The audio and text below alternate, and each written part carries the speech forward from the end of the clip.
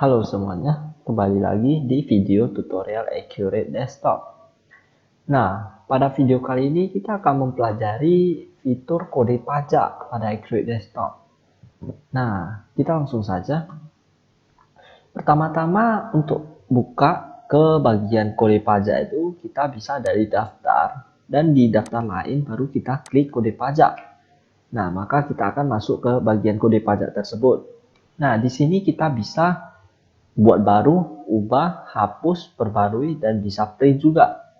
Nah, kalau kita klik baru, maka kita bisa membuat kode pajak yang baru. Contoh, di sini ada nama, kalau kita mau buat pajak pertambahan nilai, kita buat saja namanya pajak pertambahan nilai. Atau Anda bisa langsung meningkatnya menjadi PPN. Nah, di sini ada persen nilai juga. Nah, persen nilai pastinya adalah persen dari pajak kita yang ini. Nah, kalau kalian mau buat 10%, ya kalian tinggal ketik saja di keyboard kalian itu sebesar 10%. Di sini juga ada kode pajak. Kode di sini yang akan kita gunakan untuk nantinya kita memberi pajak pada setiap barang atau jasa kita. Nah, baru di sini ada keterangan dari PPN ini. Mungkin kita bisa perpanjang menjadi PPN 10%. Nah, jadi kalau contohnya di perusahaan kalian pajaknya itu banyak, kalian bisa klik untuk lihat keterangan masing-masing. Nah, di sini juga ada akun pajak penjualan dan akun pajak pembelian yang fungsinya adalah untuk mengalokasikannya nanti PPN ini kemana ketika kita melakukan pajak penjualan serta pajak pembelian. Nah, setelah itu kita tinggal klik OK saja untuk menyimpannya. Tetapi saya tadi belum mengisi bagian kolom kode pajak dan dikatakan tidak boleh kosong. Jadi kalian pastikan harus mengisi bagian tersebut dan bagian akun pajak penjualan serta pembelian. Nah, kalau kalian udah siap, kalian klik OK. Nanti pastikan dan nanti pastinya akan tersimpan sendiri. Kalian tinggal perbarui, maka nanti akan muncul kode pajak kalian. Nah, jadi kalau kita lihat contoh di bagian PPN ini, nah, kita sudah lihat nama PPN persen nilai 10%, berarti ini kita buat PPN 10%. Nah, di sini kode pajaknya adalah T.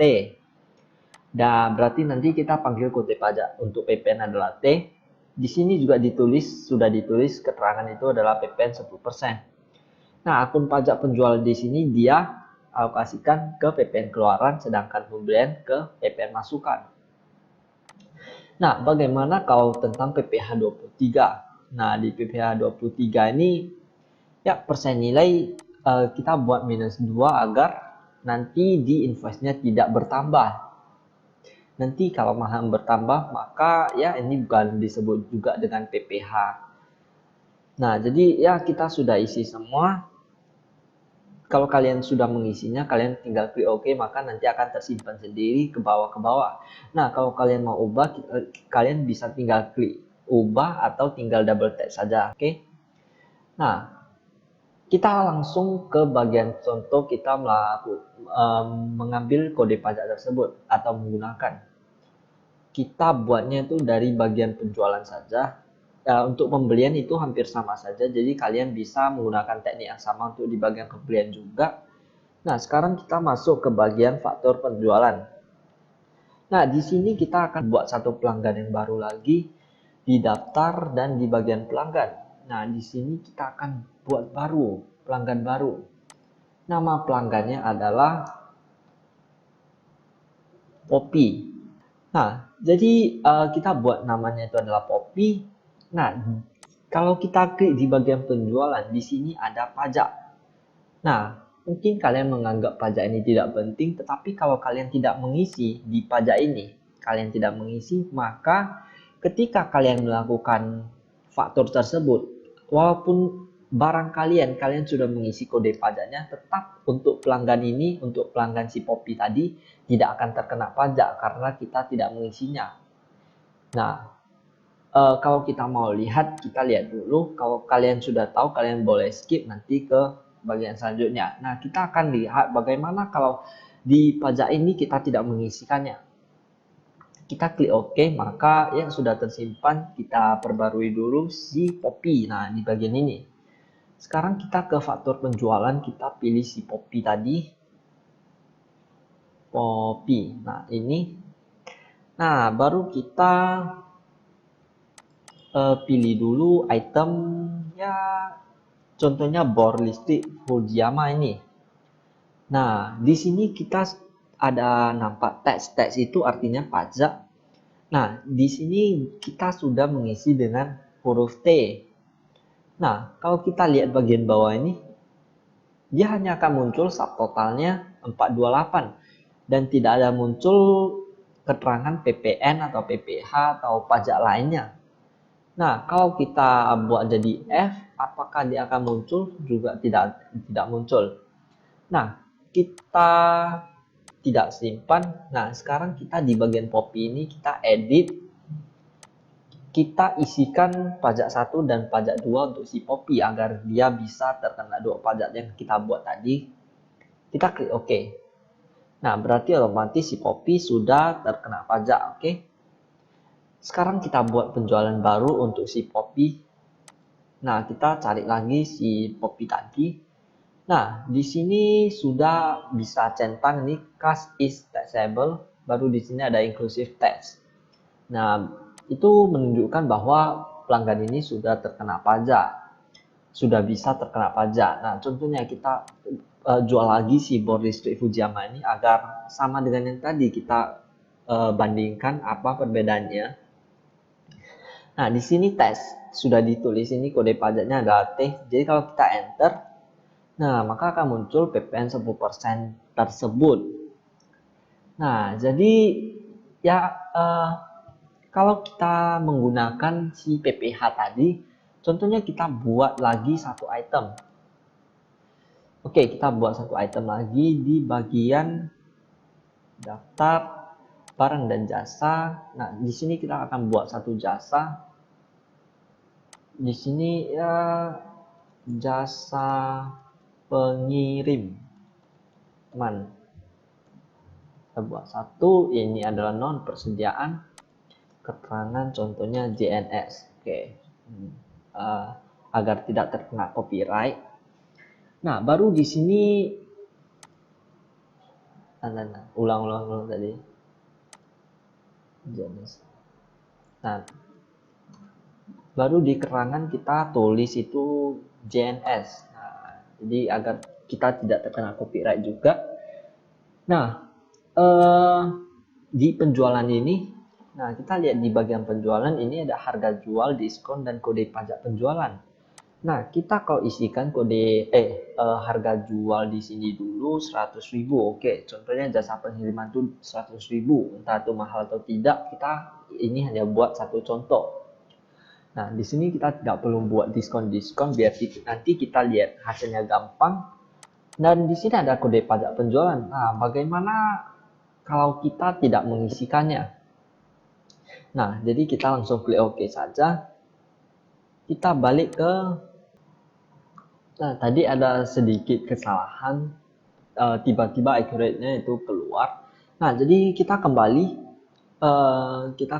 ke yang tadi. Nah, sekarang jasa pengiriman kita sudah ada JNS.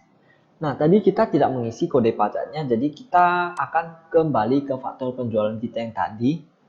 Dan kita isikan, kita cari yang tadi jasa pengiriman.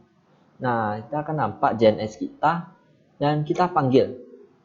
Nah, tadi harga jual kita isi sebesar 100.000 dan di sini ada kode teksnya, tetapi di sini kosong. Nah, jadi sebenarnya kalau di sini kosong, untuk bagian teksnya saja kita bisa mengetikkan kembali. Nah, jadi kalau kita ketiknya F, bentar, kita kalau ini kosong, kalau kita klik maka hanya akan terjadi penambahan 100.000. Nah, bagaimana kalau kita buat ini F?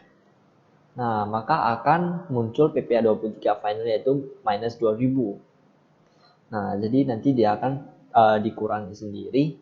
Nah, jadi kalau kalian mau mengisi kode pajak tersebut juga boleh. Kalian langsung tulis F saja. kalian simpan, maka nanti kalau di faktor penjualan, contohnya kita hapus yang ini, kita panggil lagi si siapa tadi, jasa pengiriman satu ini. Nah, JNS ini, maka dia akan otomatis muncul F tanpa kita menekan kembali. Tapi kalau kita mau ubah, kita bisa saja tinggal klik lagi dan kita enter, maka ya terjadi penambahan PPN karena kita buat ini adalah T. Nah, kalau kalian mau buat satu item, kita hapus lagi yang ini. Oh, salah tekan.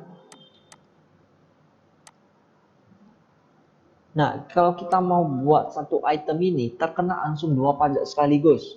Nah, jadi kita tidak tanggung-tanggung langsung masukin ke satu barang nih 2 pajak.